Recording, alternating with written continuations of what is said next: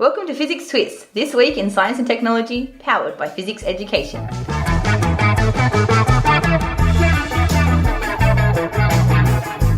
In this episode of Fizzics TWIST, we unlock the Laurel-Yanny debate, suss out what's going on over in Hawaii with all these terrible volcanoes, and ponder if those creepy eight-legged friends under the sea might really be from space. I'm joined today by our fellow host, Duncan. How you going today, Duncan? I'm so good, Quill. Excellent. Good to be here, as always. It is. All right, Quill. So, this Laurel versus Yanny thing, you want to unlock this one for us? All right, let's unlock it. Now, unless you've been living under a rock, or in a rock, or between a rock for the last week. Around a rock. In a hard place. Yeah. Mm-hmm. I'm sure you've heard about the Laurel versus Yanny sound issue that's been going around. The debate. They've been losing their minds. They have been losing their mind. It's everywhere. It's on the radio. It's on the TV. It's pretty much everywhere. So we thought we would get to the bottom of what is actually going on. We've heard a few really bad descriptions of the science behind it. We wanted to make sure everyone's getting the right idea. Why don't we tell people what it actually is, just in case they are living under a rock? Fantastic. So if you have been under a rock, there is a soundbite that has been going around the internet and everywhere else. And this soundbite was originally recorded from a vocabulary.com pronunciation example for the word laurel. So the issue is, though, some people actually don't hear the word laurel. They are hearing the word Yanny instead. It's very strange. It's very strange. Yeah. And we're going to talk about why. So let's have a listen, though, for those people that haven't heard it yet. So we'll have a listen. Laurel, Laurel, Laurel, Laurel. Okay, so now that we've all heard it, I'm not sure whether you heard Laurel or whether you heard Yanny. Who knows? I guess we'll wait and see. But let's talk about why people are hearing different things. The sound doesn't actually change. What you are hearing is different partly because of you, but also partly because of where you're listening to it.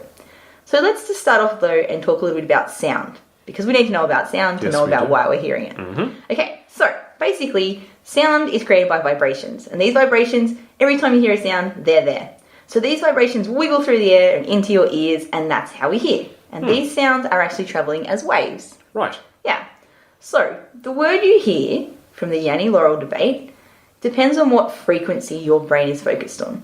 So basically, the frequency means how close together those sound waves are. Right. So if you have something that is high frequency, you've got lots and lots of waves close together. And this would be a sound like. And if you have low frequency, then the sound waves are much more spread out. And this would be a sound like. But most sound we hear, especially those when we're talking and in music and stuff like that, they're not just one frequency. They actually have lots of things going on at the same time, and these frequencies can then overlap. Absolutely. Yeah. And sometimes if you play one note on like a piano or something, you're actually hearing multiple notes overlapped, which is what gives it its special sound. Exactly. Yeah. And this is exactly why it's really hard to say distinctly it's one thing. And this is part of what's causing this issue. So basically, because of the way the Yanny-Laurel was recorded, which is actually really bad quality, not like our podcast. It's fine quality. Fine quality.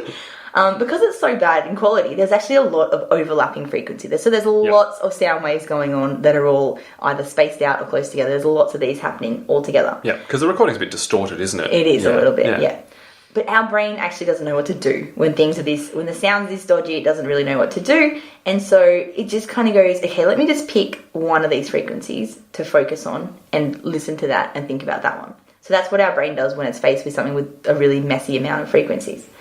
So this is actually known as being acoustically ambiguous. So acoustic means sound, and ambiguous means not really sure or a bit unobvious. Okay, so your brain hates to be confused, and I hate to be confused too, and I'm guessing it's my brain that's doing it. So our brain tries to pick a pattern that it can make sense from. Yep. And if it picks mostly high frequencies, so like a high noise, a squeaky noise, then you might hear Yanny. Right. But if your brain likes low frequencies, I like the sound of a nice deep voice, then you will hear Laurel. Which one do you hear mostly? Funny you should say that. In fact, I hear both depending on where I listen to it, which in fact brings me to my next point. The there next you go. part. Okay. So there's actually a lot of different factors that can influence. Court's not finished unlocking this, guys. I know, there's a lot. It's a lot to go on, you know. So there's actually a lot of different things that can influence whether you hear Yanny or whether you hear Laurel. Right. The quality of where you're listening to it. So your speakers, if you're listening to it in your phone, in your car, on your awesome stereo system. Yeah. Which makes sense, right? Because the frequency that you make kind of depends on the size of the speaker. Yeah. So if you're listening on a phone, how big are the speakers? Tiny. They're tiny. Yeah. But if you're listening in your car and you have a massive subwoofer, then you can get a lot of bass out of it. Yeah. So that makes sense. Exactly. So you asked which one I've heard. I hear both. And consistently I hear Laurel in my car. So Laurel actually has a lower frequency. So top notch to the physics education, awesome speakers in our car. Yep. No expense was spared. That's right. And when I listen to it on my phone, I hear Yanny. Yeah. What happened with me was I was listening through my headphones, which are like pretty good headphones. Quality. So they get a nice bass response out of those because, you know, you listen to drum and bass and stuff. And things with a good beat. A lot of bass, exactly. Yeah. And I heard Laurel. Then I went home and they were talking about it on TV. And I just, at the time, I didn't understand. I was like, what do you mean people hear Yanny? That doesn't make any sense. Yeah. I couldn't imagine how you could possibly hear Yanny. They were talking about it, they played it on TV, and all of a sudden, clear as day, Yanny. Yeah. And I think it's because the speakers that I have in my TV are really small. Yeah. So they just have like a more tinny, high frequency sound. Exactly. So yeah, there you go. So it's not just what our brain focuses on, it's the quality of our speakers, and it actually can also be about your age. Oh, I'm getting old. Well, yeah. So it might be a little bit to do with how old you are. So older people actually don't hear high frequencies as well. So older people are more likely to hear it as Laurel. Younger people have a better ability to hear these high frequencies, and they are more likely to hear it as Yanny. So people under the age of about 30 are more likely to hear the Yanny.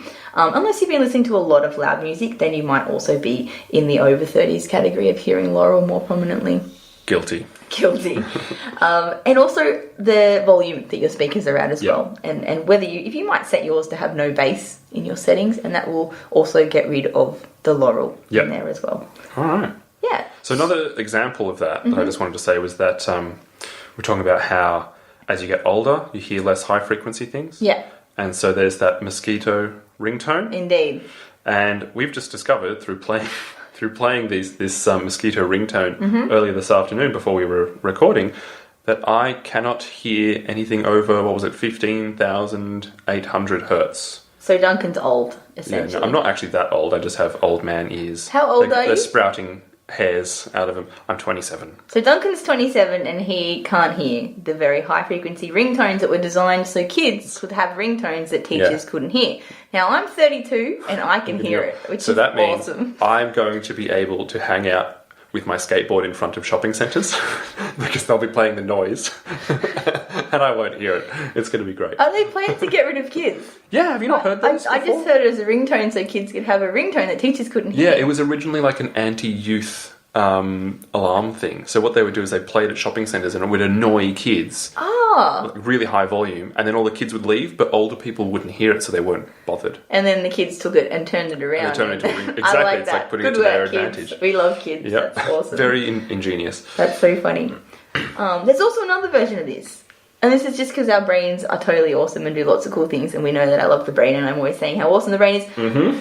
What we want and or expect to hear can also make a difference. Yep. So, and this was, again, people were showing this up in follow-up stories to the Yanny Laurel debate, and this was the one that was talking about brainstorm versus green needle. Yes. Okay, So I saw this one too. In this case, it's not so much about the frequencies or anything like that. It is, in fact, that you have to pick and focus on one of those two words. Yep. Either brainstorm or green needle. So should we run that now? Yep, we'll play it back. So maybe we'll play it a couple of times. Yep. And the first time you listen to this, think about the word brainstorm. And that's what you'll hear. Let's give it a go.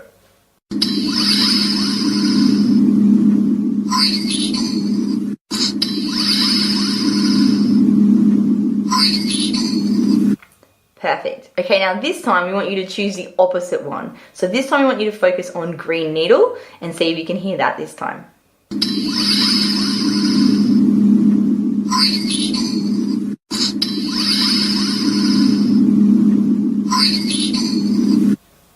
Now this time, let's have a little bit of fun with it. Yeah. So we'll take the first half of one of those, the second half of the other. So how about brain needle? Brain needle. You could try green storm. Yeah. Whichever one of those you prefer. Yeah. Ready? So pick one of those and we're going to play it again and see if you can mess with that Yeah. system.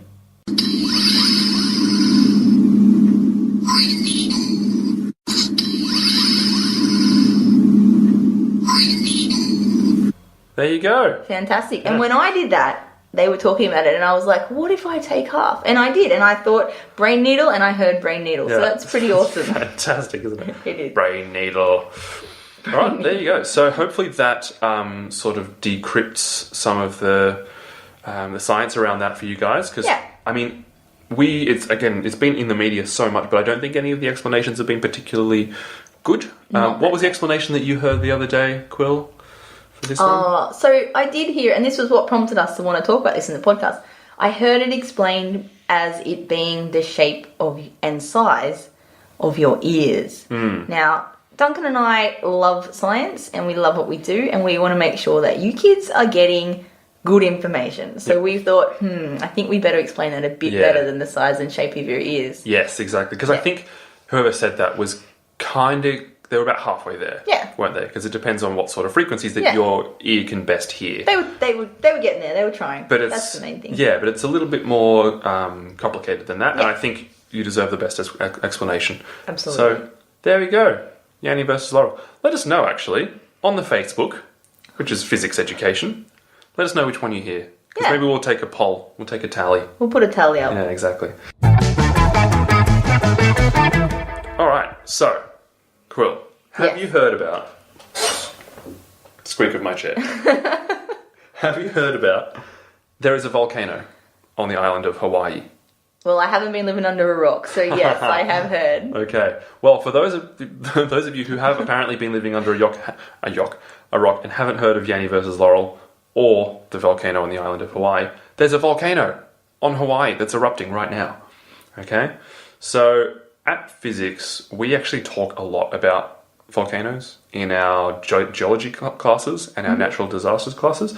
So I thought this would be a perfect opportunity to talk about it. It is. It's a great time for people to understand a bit more about what those volcanoes are doing and how they're formed and all those kind of things. Yeah, cool. So just to give you guys a bit of a background on this one, this is not so much like... I don't want to talk about this as in it's a sudden news story, because there's actually a lot of history that goes into this. But we thought we'd talk about it just to sort of give a sort of general update. But broadly speaking, when we're talking about Hawaii, we are usually obviously talking about the US state of Hawaii, which was actually the most recent state to become a state in 1959, just as a little side note there for you. So Hawaii, the state, is made up of 8 different islands, one of which is also called Hawaii, okay? But we usually refer to that one as the Big Island, just to reduce that confusion. So the Big Island is made up of 5 volcanoes, okay? The island itself is made up of 5 different volcanoes that have all actually erupted in the past, and now they all overlap each other. Wow. Okay? Yeah. 3 of those 5 volcanoes are still active right now. Okay? On the one island. Yep, crazy. They're all bubbling away. Okay, the other 2 are what we call dormant, which means they're inactive, which means they're nice and chill. Those are the kinds of volcanoes that we generally like a bit more. They're a little bit more chill. Dormant's like me on a Sunday morning. Yes, exactly. Just chilling. Yeah, there's a song in there somewhere. Cool. So let's talk about those different types of volcanoes. So there's the big explodey mountain ones, like Mount St. Helens, which you might have heard about. That actually erupted in 1980, and put it this way, there's not much of Mount St. Helens left after that. The whole thing just went kabloom. Kabloom? Kaboom. I like to say kaboom. Big butter boom. Otherwise it sounds like a flower. Yeah. Kabloom. Kaboom. Like, ooh, delightful. It's not as volcanic as exactly. kaboom. It's like blowing a daffodil. Kabloom. Anyway, and another example would be Vesuvius, which erupted in the year 79.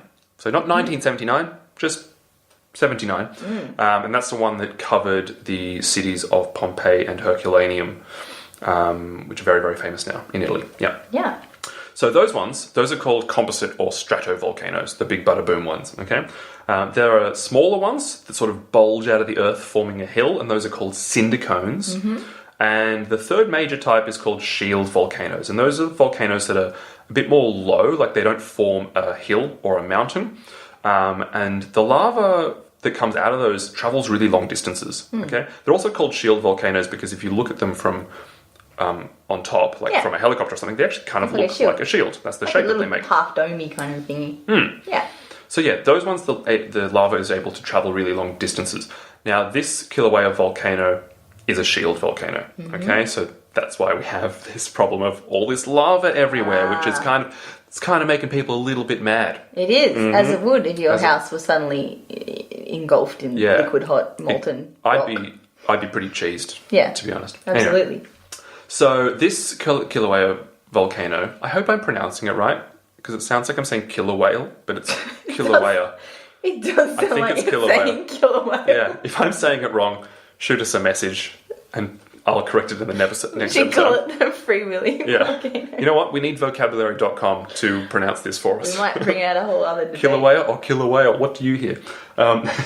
So it turns out the Kiluaea volcano has actually been erupting since 1983, almost continuously since 1983.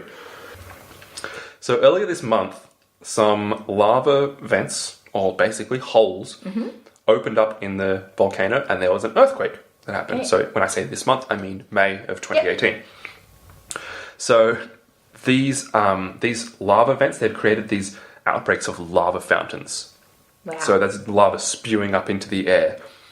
They get up to 90 meters high. Whoa! Okay? There is also, That's really it high. is huge. So that is about the size of Big Ben. You know Big Ben Tower in London? Yeah. It's about that tall. That's or, crazy. since we measure things in football pitches nowadays, don't we, Quill? We do, apparently. It's about the length of a football pitch. I like to call it a field. Football field? Pitch sounds American, Okay, let's go with field. I think. And soccer field. Yeah. Well, that's Australian and American. Look, let's not get caught up in the details. So 90 meters high. It's big. Yeah. So the lava fountains are 90 meters. There's also these big lava flows that come out of it and volcanic gas that comes out of it. Yeah. Okay? Now, I should just mention at this point, there is a live stream on YouTube that you can watch. Really? I'll put a link to it. It is amazing. Yeah. I saw it on YouTube today and I saw the thumbnail and it just looks like that, huge plumes of lava coming out. And I was like, oh, it's not actually going to look like that. I clicked on it. It does. It does. It's spewing out. It's That's kind of crazy. Beautiful in a way. Beautiful, but not so much if you live close by. Exactly. Yeah. So, yeah, huge lava fountains. Since the original eruption, there's been 20 more vents, or these holes that have opened up with this lava flowing out of them. So let's talk about the lava. The lava oozes out of these fissures, or the vents, and it travels over the land. And as it does so, it destroys pretty much everything it comes into contact with. So cars, houses, etc. Of course. It's forced the evacuation of more than 1,700 people. So far, it's destroyed 27 homes. So pretty devastating. But where it gets kind of interesting is that eventually the lava can travel so far that it gets to the ocean. Yeah. And then when it falls in, it builds up and that creates new land as the lava cools. Because if you think about lava, it's just molten rock. Yeah. So as it cools, we're just getting these giant rocks. It's making new rocks. So that means that the big island of Hawaii is actually getting bigger. Which is bizarre to me. We think of land as being static, like it never changes, right? But it actually gets bigger. It also erodes, so yeah. So this lava falling into the ocean can also be quite dangerous because it creates a corrosive acid mist, which throws up these glass particles. Yeah. All good, not ideal things. No, you don't want that. No. Exactly. And it's a little bit warm. Yeah, it's a bit toasty around these volcanoes. Well. Yeah, exactly. So they actually get up to about 1,150 degrees Celsius. Whoa. And it travels between 4.5 to 5.5 kilometers to get there. By the time that it actually gets to the ocean, it's still over 1,000 degrees. Yeah. Which is, very, that's very, a lovely hot. summer's day, isn't it? Yeah. Yeah. So, yeah, this is constantly adding more land to the big island. Normally these islands just erode very gradually, like all islands are being eroded by the sea. By the waves. And they're getting smaller and smaller, but Big Island is interesting because it's actually maintaining its size or getting even bigger. Do you reckon that's why it's called the Big Island? Yeah, they could just call it the bigger island now. Yeah, the biggest. The biggest island. Well, the biggest island is Australia. So sorry, Hawaii, we've got that one. That's true. It's our claim to fame. Unless they keep getting bigger and we start eroding. Yeah, that's going to be a lot of volcanoes. I know. So. So what's interesting about that, it gets bigger. The island has this sort of longer lifespan. But there's older islands as part of Hawaii, to the sort of northwest of the Big Island, that don't actually have any active volcanoes. So they're being eroded by the ocean. Gradually, they'll just disappear beneath the waves. We're talking many thousands of years into the future. Thousands of years. But there's also underwater volcanoes. Volcanoes are actually more common in the ocean than they are on land, by the way. And they're constantly building new land. Yeah, as and they sometimes erupt. that's how a lot of these islands are formed. Yeah. It's underground volcanoes and they eventually build rock until you've got an island. Yeah, exactly. And sometimes we're lucky enough to come across them while they're erupting and you can see new land coming to life in front of your very eyes. It's incredible. Anyway, so that's basically what's been happening with the Kiluaea volcano. Just thought it'd be interesting to talk about, quite honestly, because we like to discuss this sort of stuff while we're in schools. We do. All the time. And to actually hear about a real life example that's happening right now. Because I think a lot of us think of volcanoes as this kind of past thing that happened a while back. And we forget how much kind of geothermal activity is still going on all over the place. That massively impacts people. Yeah. So hopefully everyone gets through the eruption safely. And good luck to the people of Hawaii. Yeah, absolutely. Beautiful place too. Okay, now, Duncan, it's time for that favourite time, and it's not Name That Dance. Oh. It's time for the Fact of the Week. Fact of the Week? It is. Let's do the Fact of the Week theme song. I'll do Lady High, we'll do a Yanny Laurel. Oh, nice. You got those frequencies? You think that's how bass sounds? Fact of the Week. Yeah, so since you brought in a Fact of the Week, I thought it was my turn. It's your turn. Yeah, exactly. It's only fair. And you know me and my love of I like to think I do. Biology and microscopes. Well, I haven't gone with that today. Oh. I've got a different fact. Oh, okay. And it's Changing something things I love up. more than those even. You're so spontaneous. I know. This is something I love even more than microscopes and biology. Well, it's kind of biology. Go on then. Dogs. Doggos. Of course, it's doggos. Okay, so I'm going to give you a really interesting fact. Have you brought in a guest dog? I could have. You could. My dog would love to come to work with me, but I didn't bring a guest dog. So we just have to imagine we have a guest dog. The greatest co-host of this podcast. Yeah. Dog podcast. I would subscribe. Just licking sounds. Anyway, do go on. So it's about dogs. It's about dogs. Great. It's important and it's something that I feel like a lot of us might have thought about. Kids, adults, all of us, anyone that's ever had a dog, maybe anyone that's ever lived next door to someone else with a dog. How does your dog know when you're going to get home? Right, so you come home sometimes and it's there at the window. It knows. Or the door. It's waiting for you. Right. Because there's no way they could have been there all day, right? And You've got to do other things. Yeah, they're not there all day. Yeah. I mean, some might. But this is what I watched a BBC documentary recently and it was talking about how dogs know when you're going to get home. And good to hear because I have a lovely dog and I do work quite long hours and I sometimes worry that she is waiting at the door for me all day. Right. Now, in fact, what they found is that dogs have a great sense of smell. And we know this. Everyone knows this. Dogs can smell when you got a roast chicken on. My dog, we've discussed in the past, can smell when I open the cheese. Okay, so dogs have a great sense of smell. They've got really, really great smell receptors and they're awesome at smelling things. So, we forget that we stink. I think Duncan speak for stinks. yourself. Look. I have a pleasant natural musk. We all stink, okay? So, everyone has their own smell. And believe it or not, your house is filled with your smell. Now, dogs have such a good sense of smell that in the morning when you leave, the house is brimming and overflowing with your smell. Because you've been there all night, you've been sleeping, you might have been working out, whatever you've been doing, the house smells like you. Now, when you leave, your smell starts to go away. Okay, it slowly goes away over time. As that smell slowly goes away over time, your dog knows how much your smell has gone away over time. Right. Because they've got a great sense of smell. So for some of us, we might have thought, how does my dog know what time it is? How do they always know to be at the door when I get home from work? You might have seen your dog waiting for you when you get home from school every day and been like, how does it always know when I'm going to get home? Yeah. as your smell starts to go away, when it gets to a certain level of gone. So like less sort of Duncan particles floating around. There's less Duncan particles floating around. So there's a lot less Duncan smell in the house now. Your dog, especially if you have a very set schedule, if you always leave for school at a set time and you always come home from school at a set time, or you go to work at a set time, your dog will know when that smell gets to a certain level that that's about the time you get home. And it will start to build a familiarity with what level of smell is around the time you get home. Right. So each day, when your smell level gets to a certain amount, the dog goes, oh, it must be about time for my wonderful owner to come home. And it will go, all right, I'm going to wait near the door or wait at the front gate or wherever it is your doggo waits for you and is ready for you to get home. That's brilliant. It is brilliant. It's way better than wearing a watch like an idiot. It is better than wearing a watch like an idiot. So not only are these doggos are waiting for you, no, the dogs aren't waiting for you. No, they're doing other things throughout the day. Out. If it's my dog, she's sleeping in the sunny patch in the lounge room for the whole day. Or next to the heater if it's winter. Heater or whatever they're doing. And suddenly she goes, hold on, quill particles have reached a new low. Yep. And or that a means standard low. A standard low. Yep.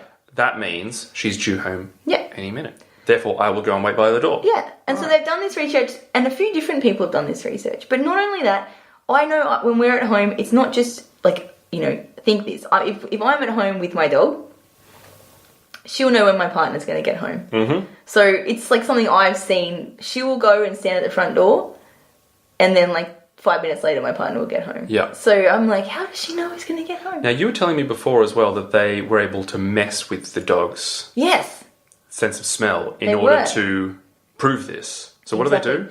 So in order to like check and do a bit of a control, because we know in science we like to have a control, and this is to test it the other way around and check, make sure what you're seeing is real.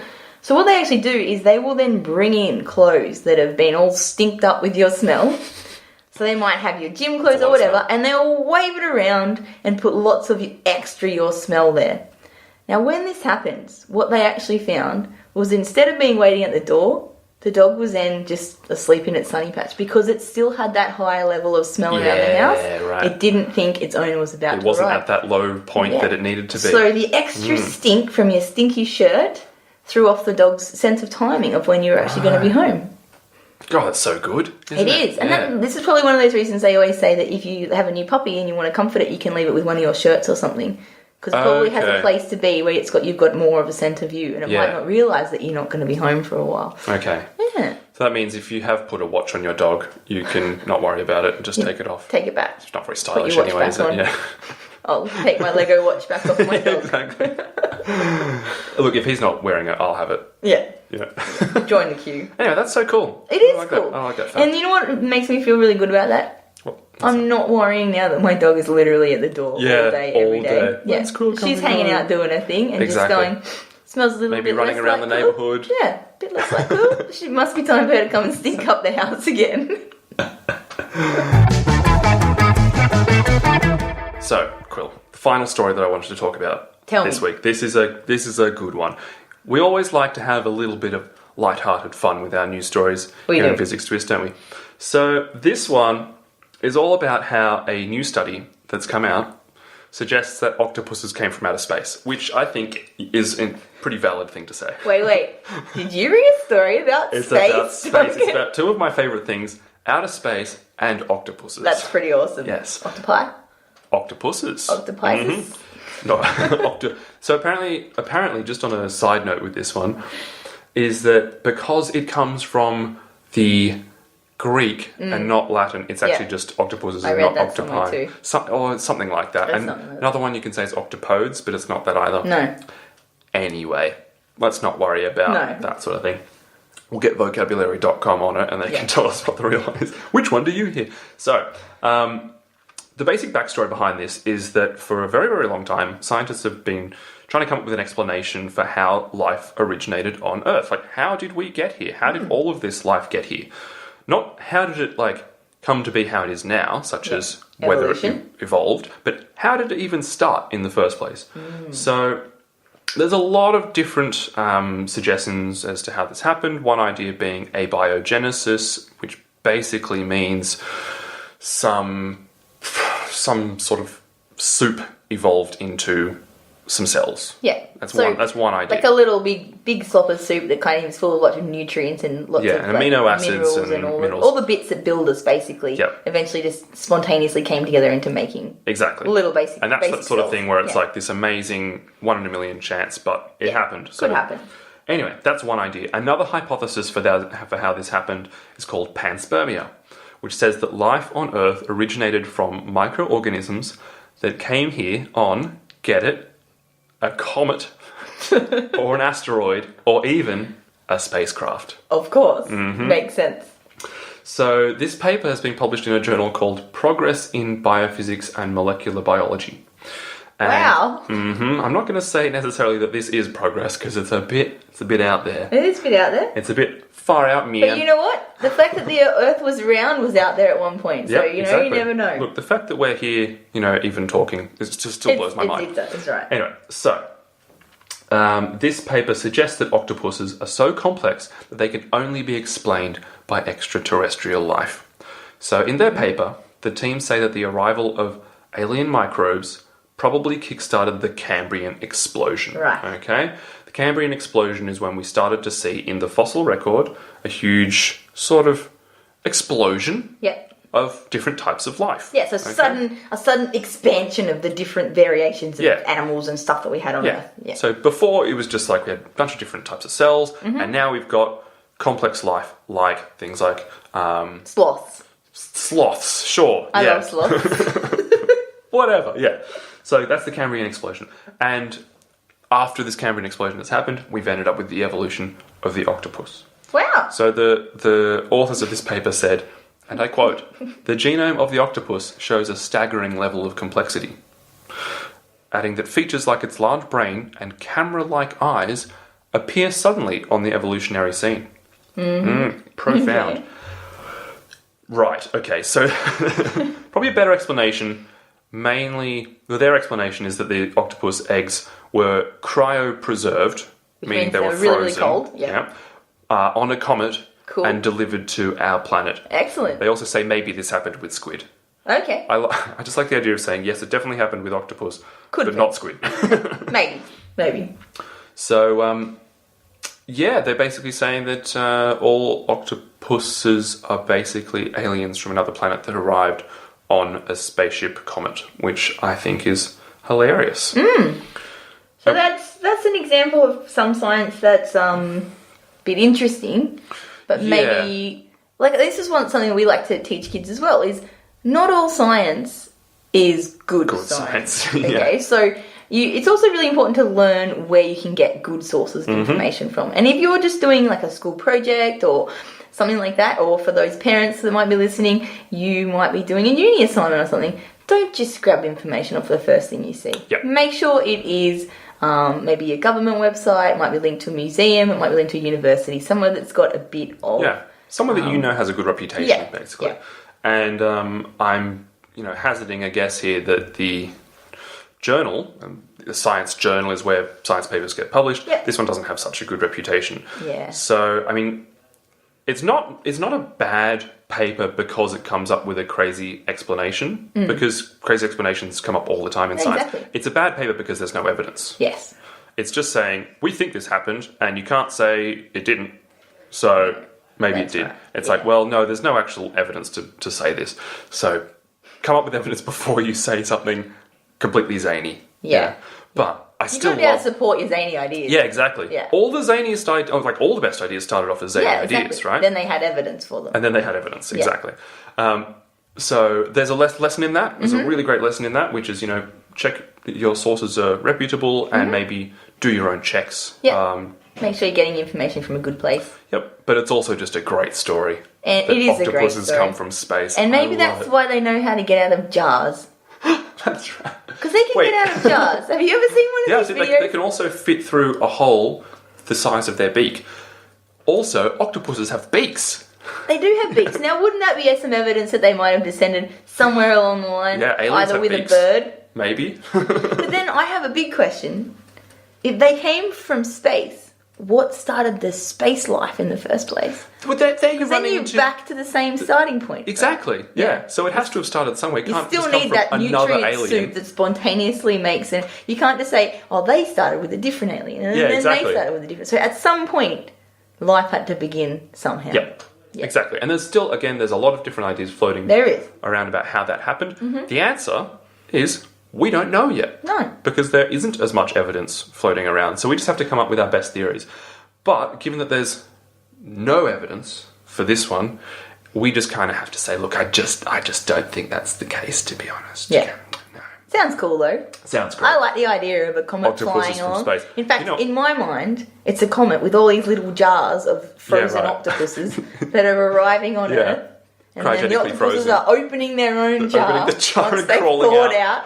And they're like Exactly. And crawling they're beginning across. all of life on Earth. Yeah. Yeah, I love it. Pretty cool. You know, I've been thinking about getting a tattoo lately, and now I think I know what it's going to be. An octopus on a comet, On a comet opening a jar. In a jar. It's just too good to ignore. Be hard to get a job after this, but I'm not This kind changing. of job. I'm not going anywhere. All right.